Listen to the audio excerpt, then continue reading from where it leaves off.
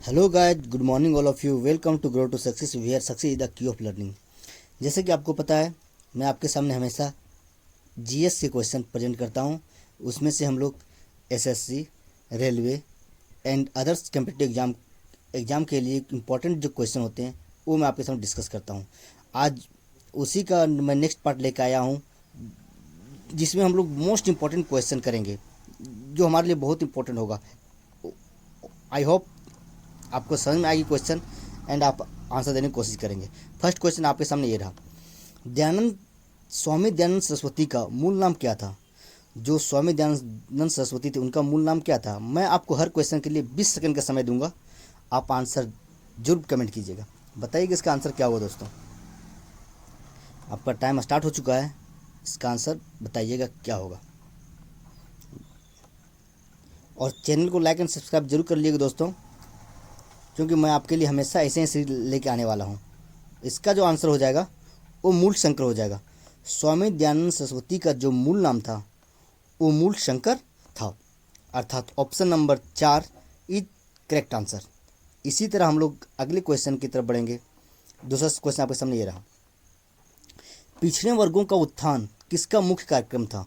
जो पिछड़े वर्गों का उत्थान किया गया था उस किस समाज का मुख्य कारण था? पहला जो है क्वेश्चन ऑप्शन प्रार्थना समाज, दूसरा सत्यशोधक समाज, तीसरा आर्य समाज और चौथा रामकृष्ण मिशन। इसमें से कौन ऑप्शन होगा जो पिछड़े वर्गों का उत्थान के लिए प्रमुख कार्यक्रम था? बताइएगा इसका आंसर क्या होगा। जी हाँ, बताइए इसका आंसर। इसका आंसर हो जाएगा Satyashodhak Samaj. Option number B is correct answer. मैं आपको इसके बारे में कुछ बता देना चाहता हूँ, हर ऑप्शन को थोड़ा एक्सप्लेन कर देना चाहता हूँ। जैसे कि आपको पता है, प्रार्थना समाज की जो स्थापना हुई थी 1867 में केशव चंद्र के सहयोग से एमजी रनाडे, आत्माराम पंडुरंग और देवेंद्रनाथ ठाकुर ने किया था। सत्यशोधक समाज का स्थापना ज्योतिबा फुले ने किया था। आर्य समाज की स्थापना 1852 ने की थी। रामकृष्ण मिशन की स्थापना स्वामी विवेकानंद ने 1897 की थी। अगला क्वेश्चन, कथन नेहरू एक राष्ट्रभक्त है जबकि जिन्ना एक राजनीतिक है, यह व्यक्त किसने किया था? किसके द्वारा यह कहा गया था कि नेहरू एक राष्ट्रभक्त है परंतु जिन्ना राजनीतिक है? Option number A Mahatma Gandhi, option number B Maulana Azad, option number C Mohammad Iqbal, option number D Khan Abdul Ghaffar Khan. बताइएगा इसका आंसर, करेक्ट आंसर क्या होगा। आंसर बताइएगा। इसका जो करेक्ट आंसर हो जाएगा मौलाना आज़ाद, जिसे Maulana Abdul Kalam Azad is correct answer, जिसे हम लोग फ्रंटियर गांधी भी कहते हैं। Option number B is correct. Next question, Simon commission किस वर्ष भारत आया था? जो साइमन कमीशन था भारत किस वर्ष आया हुआ था? इसका आंसर बताइएगा आप लोग। Option number A 1927, option number B 1928, option number C 1929 and option number D 1931। इसका करेक्ट आंसर क्या होगा बताइएगा। मैं आपके लिए हमेशा ऐसे ही सीरीज लेकर आने वाला हूँ। हर क्वेश्चन के लिए आपको 20 सेकंड का समय दूंगा। बताइएगा इसका करेक्ट आंसर क्या होगा। इसका जो करेक्ट आंसर हो जाएगा 1928 अर्थात 1928। Option number B correct. इसी तरह हम लोग बढ़ते हैं तीसरे क्वेश्चन के लिए। तीसरा क्वेश्चन प्रश्न ये रहा, वानर सेना और मंजरी सेना कौन से आंदोलन से संबंधित है?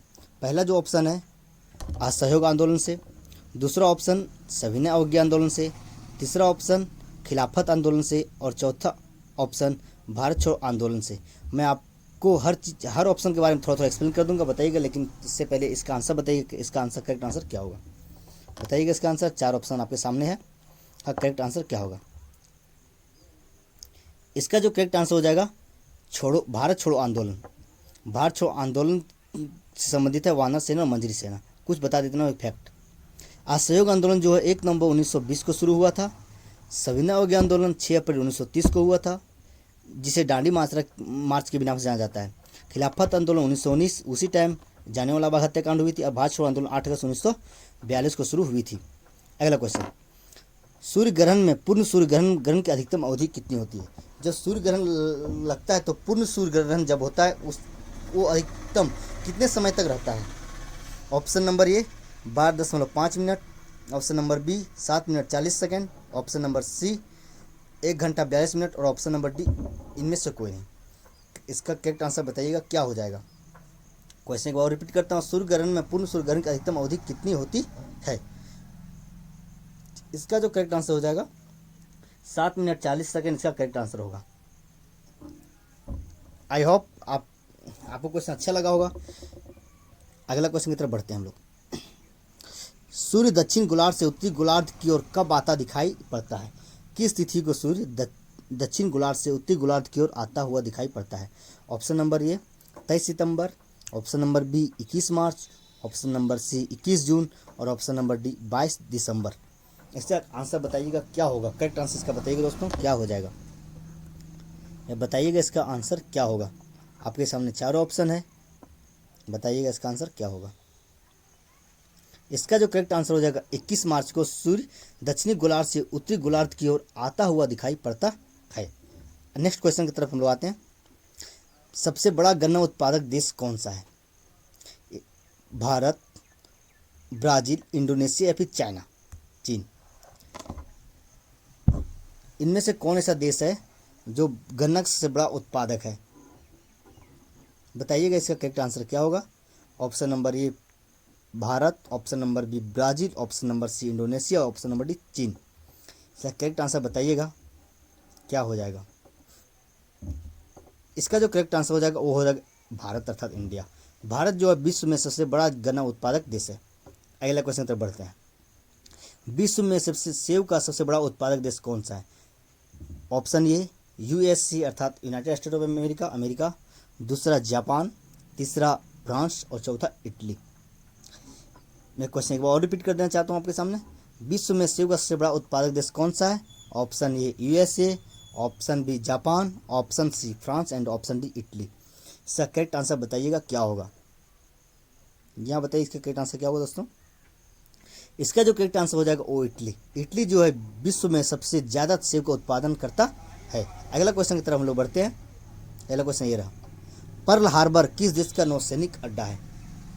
Option A Japan, option B चीन, ऑप्शन सी संयुक्त राज्य अमेरिका, ऑप्शन डी इनमें से कोई नहीं। बताइएगा जो पर्ल हार्बर है किस देश का नौसैनिक अड्डा है, अर्थात वहाँ पे नौसेना के लिए हवाई अड्डा बनाया गया है। बताइएगा इसका करेक्ट आंसर क्या हो जाएगा। मैं ऑप्शन आपके सामने पढ़ देता हूँ। जापान, चीन, यूएसए और इनमें से कोई नहीं। बताइएगा इसका करेक्ट आंसर क्या होगा। इसका जो करेक्ट आंसर हो जाएगा यूएसए अर्थात यूनाइटेड स्टेट ऑफ अमेरिका का, संयुक्त अमेरिका का यह नौसैनिक अड्डा है पर्ल हार्बर। अगला क्वेश्चन आपके सामने ये रहा, कौन सी नदी भ्रंश घाटी से बहती है। इनमें से कौन सी नदी है जो भ्रंश घाटी से बहती है। भ्रंश घाटी कहने का तात्पर्य उस घाटी से है जिसके दोनों तरफ पहाड़ होते हैं और बीच से नदी बहती है, उसे भ्रंश घाटी की संज्ञा दी जाती है। बताइएगा इसका करेक्ट आंसर क्या होगा। Option A Amazon, option B Sindhu, option C Volga नदी, ऑप्शन डी राइन।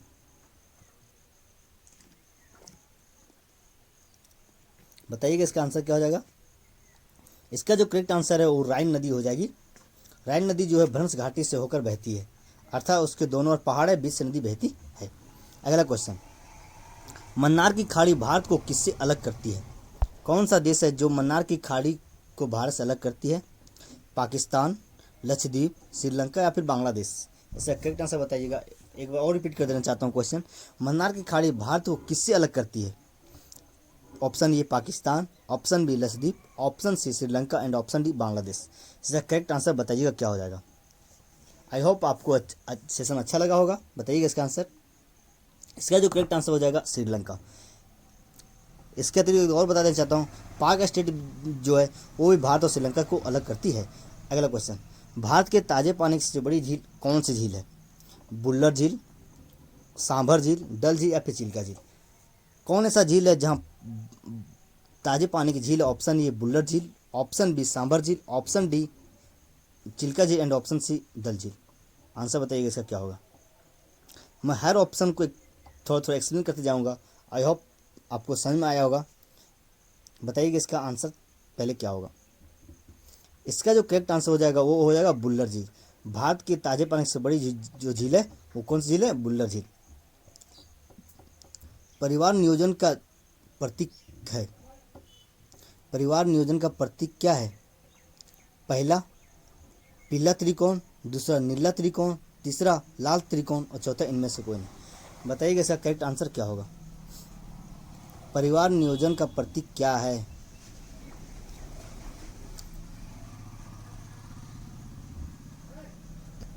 इसका जो करेक्ट आंसर हो जाएगा वो लाल त्रिकोण इसका करेक्ट आंसर होगा। अगला क्वेश्चन की तरफ हम लोग बढ़ते हैं। अगला क्वेश्चन क्या है, देखिएगा अगला क्वेश्चन क्या है दोस्तों। क्रेमलिन किस देश का राष्ट्रीय स्मारक है? क्रेमलिन जो है किस देश का राष्ट्रीय स्मारक है? Option A Iran, option B Britain and option C रूस एंड ऑप्शन डी अमेरिका। क्या बताइएगा क्रेमलिन जो है किस देश का राष्ट्रीय स्मारक है?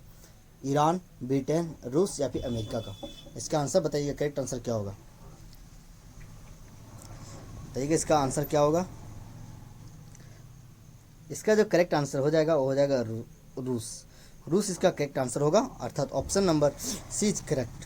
क्रेमलिन जो है रूस का राष्ट्रीय स्मारक है।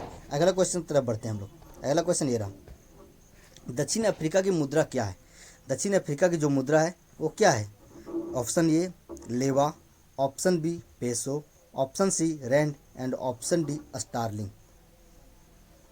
दक्षिण अफ्रीका की जो मुद्रा है वो क्या है?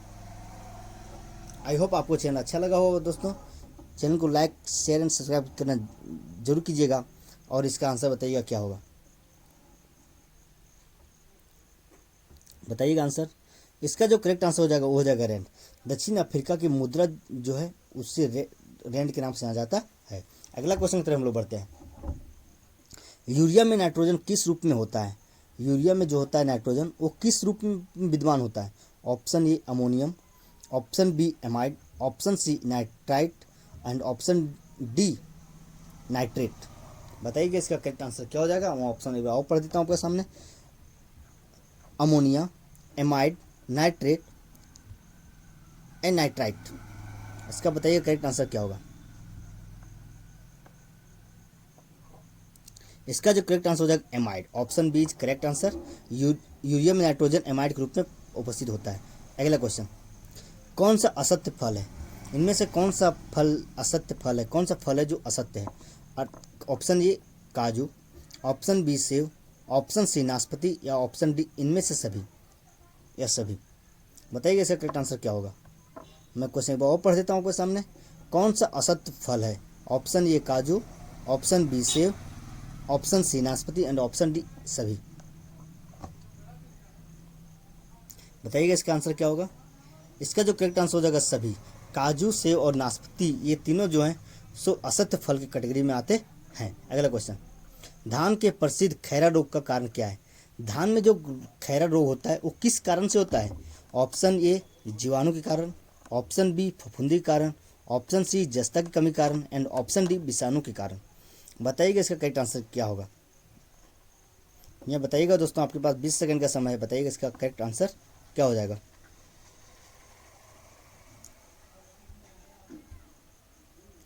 बताइए इसका आंसर। इसका जो करेक्ट आंसर हो जाएगा जस्ते की कमी के कारण धान में खैरा रोग होता है। अगला क्वेश्चन आपके सामने ये रहा, अर्धसूत्री विभाजन पाया जाता है। जो अर्धसूत्री विभाजन होता है किसमें पाया जाता है? ऑप्शन ए पत्ती में, ऑप्शन बी तना में, ऑप्शन सी मूलाग्र में या ऑप्शन डी तरुण पुष्प कलिकाओं में। अर्धसूत्री विभाजन किसमें पाया जाता है? आपके सामने क्वेश्चन ये है। बताइएगा इसका करेक्ट आंसर क्या हो जाएगा। ऑप्शन चारों ऑप्शन आपके सामने है, करेक्ट आंसर बताइएगा इसका। इसका जो करेक्ट आंसर हो जाएगा वो ऑप्शन नंबर डी तरुण पुष्प कलिकाओं में अर्धसूत्री विभाजन पाया जाता है। अगला क्वेश्चन की तरफ बढ़ते हैं हम लोग। यूरेनियम का परमाणु भार कितना है? यूरेनियम का जो होता है परमाणु भार कितना होता है? बताइए इसका करेक्ट आंसर क्या होगा।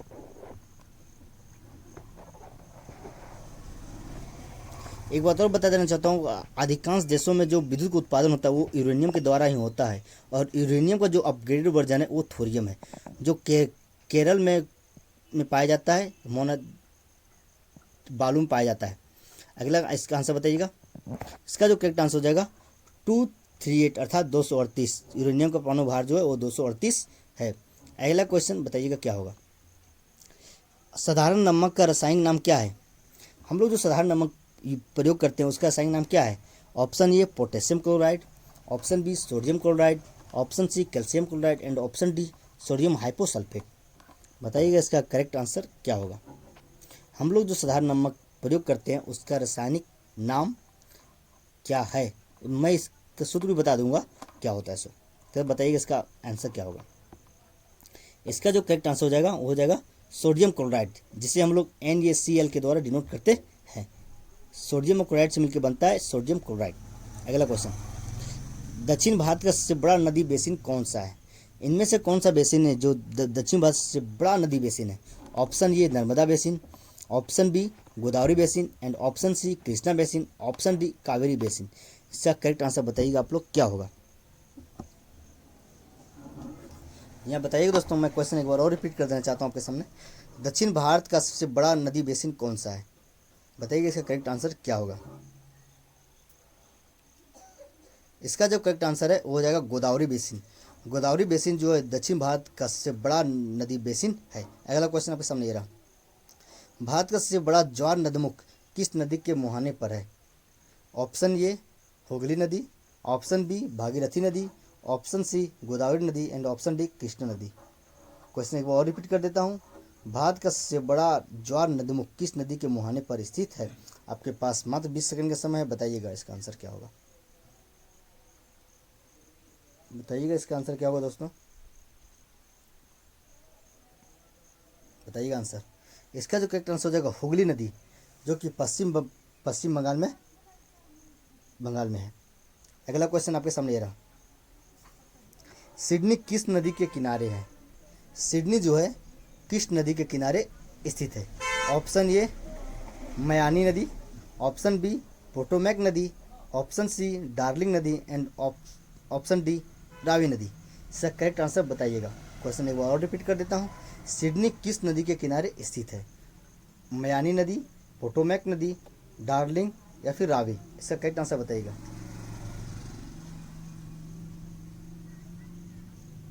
इसका जो करेक्ट आंसर हो जाएगा डार्लिंग नदी हो जाएगी। सिडनी जो है डार्लिंग नदी के किनारे स्थित है।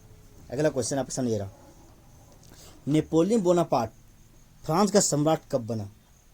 आप सबको नेपोलियन बोनापार्ट के बारे में अच्छी तरह पता होगा, उसी से एक क्वेश्चन मैं लेकर आया हूँ आज। नेपोलियन बोनापार्ट जो है फ्रांस का सम्राट कब राजा कब बना। ऑप्शन ए 1803 में, ऑप्शन बी 1805 में, ऑप्शन सी 1804 में एंड ऑप्शन डी 1806 में। बताइएगा इसका करेक्ट आंसर क्या होगा। मैं नेपोलियन बोनापार्ट से एक और क्वेश्चन लेकर आया हूँ, वो भी डिस्कस करेंगे। पहले बताइएगा लेकिन इसका आंसर क्या होगा। बताइएगा इसका आंसर दोस्तों क्या होगा। इसका जो करेक्ट आंसर हो जाएगा 1804। नेपोलियन बोनापार्ट जो फ्रांस का राजा 1804 ईस्वी में बना था। अगला क्वेश्चन देखते हैं, नेपोलियन बोनापार्ट की मृत्यु कब हुई थी। नेपोलियन बोनापार्ट का डेथ कब हुआ था। Option A 1813, option B 1815, option C 1818 and option D 1821। इसका करेक्ट आंसर बताइएगा क्या होगा। और रिपीट कर देता हूँ, नेपोलियन बोनापार्ट की जो मृत्यु हुई थी वो कब हुई थी, इसका आंसर बताना है आप लोग को। ऑप्शन आपके सामने चारों ये रहा, बताइएगा इसका आंसर क्या होगा। इसका जो आंसर होगा वो 1821। नेपोलियन बोनापार्ट की जो मृत्यु हुई थी वो 1821 में हुई थी। अगला क्वेश्चन ये रहा, माप तौल की दशमलव प्रणाली किस देश की देन है। माप तौल की जो दशमलव प्रणाली हम लोग आज अपनाते हैं वो विश्व के किस देश की देन है। Option A Germany, option B France, option C America and option D Britain. बताइएगा इसका आंसर क्या होगा।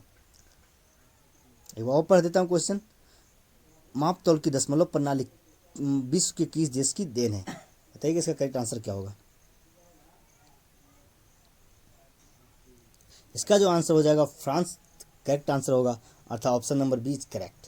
पहला क्वेश्चन की तरफ बढ़ते हैं हम लोग। दांडी यात्रा कब की गई। दांडी यात्रा जो हुई थी कब हुई थी। मैं एक बात और बताता हूँ, दांडी यात्रा को ही सविनय अवज्ञा आंदोलन के नाम से जाना जाता है, सिविल ओबीडियंस मूवमेंट के नाम से जाना जाता है। बताइएगा इसका आंसर कब होगा।